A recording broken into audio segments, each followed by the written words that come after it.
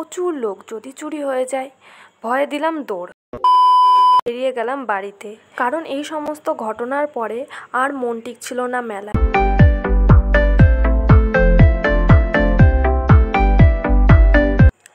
আজ হঠাৎই চলে গিয়েছিলাম এক মেলায়। এটা যে সে মেলা নয়, এটা ছিল এক ঝুলনের মেলা। চারিদিকে দেখো কত লাইটিং, আমার তো বেশ লাগছিল। সাইকেলের পেছনে বসে লাইটিং দেখতে দেখতে পৌঁছে গেছিলাম এই মেলা। আর গিয়ে কি দেখি জানো, এই নাগরদোলনাটা চড়কি পাকের মতন ঘুরছে। আর দেখতে কি সুন্দর লাগছে না, কত লাইট। আর দূরে এটা দেখতে পাচ্ছ প্যান্ডেল। চলো সাইকেলটা গ্যারেজ করে নিয়ে এবার। আজ এই সাইকেল নিয়ে হয়েছিল এক কাণ্ড, যার জন্য মেলায় বেশিক্ষণ ঘুরতে পারিনি। সবটা জানাবো ভিডিওর শেষে, ভিডিওটা দেখতে থাকো। চলো চলো এবার মেলার ভেতরে ঢোকা যাক। ঢুকেই দেখি দুটো লাইন রয়েছে, একটা লেডিস, অন্যটা জেন্টস। আমি দাঁড়িয়ে পড়লাম আমার লাইনে, অন্য লাইনে চলে গেল রাম। এত কথা বলতে বলতে ভুলেই গেলাম এখানে থিম ছিল লাহিড়ী বাবার আশ্রম। দেখো দেখো প্যান্ডেলটা কি সুন্দর হয়েছিল না?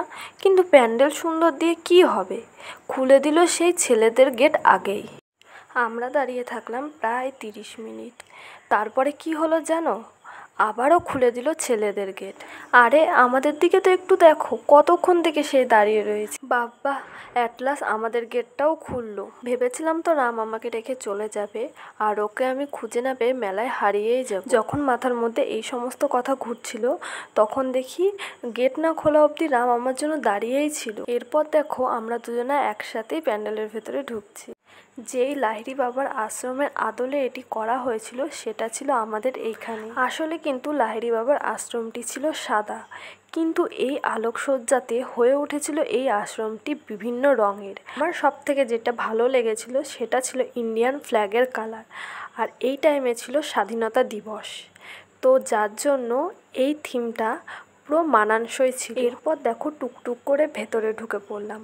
ঢুকে দেখি রাধাকৃষ্ণ দোলনায় দুলছে, সে কি এক অপরূপ দৃশ্য। আর চারিদিকটা ছিল ঝুলনের আকারে সাজানো, ভীষণ সুন্দর ছিল এখানকার সাজানোটা। আজ এখানে এসে মনটা ভীষণ ভালো হয়ে গেছিল, কারণ কিছুদিন থেকে না সময়টা ভালো যাচ্ছে না, মনটা ভীষণ খারাপ। যাই হোক, ছাড়ো এইসব কথা।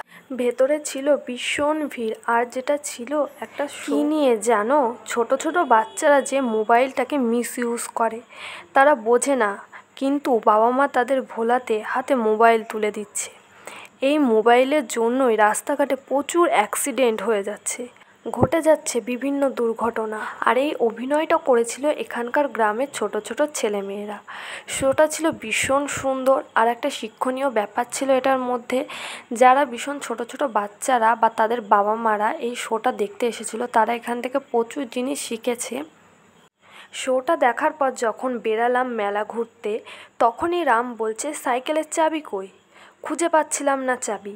ভীষণ ভয়ের সাথে ও বলল সাইকেলে থেকে যায়নি তো, আর যদি সাইকেলে থাকে, এই মেলা এখানে প্রচুর লোক, যদি চুরি হয়ে যায়। ভয়ে দিলাম দৌড়। ভয়ে দৌড়াতে দৌড়াতে সাইকেলের কাছে গিয়ে দেখি চাবি সাইকেলে, একটু শান্তি পেলাম। এরপর বেরিয়ে গেলাম বাড়িতে, কারণ এই সমস্ত ঘটনার পরে আর মন টিকছিল না মেলায়, তার জন্য বেরিয়ে পড়লাম বাড়ির জন্য।